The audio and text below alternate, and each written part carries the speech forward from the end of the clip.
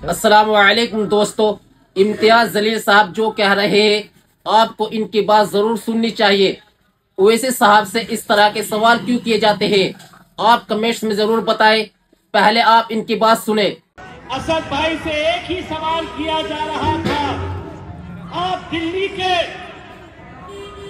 समुदायों को टिकट दे रहे हैं। वाह वाह रे मोदी, तेरा कानून।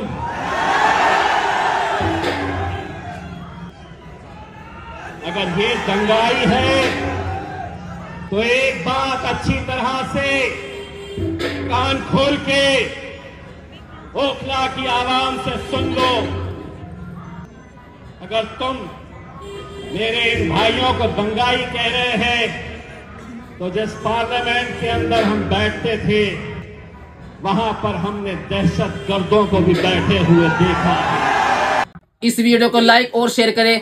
जज़ाकल्लाहु खैर।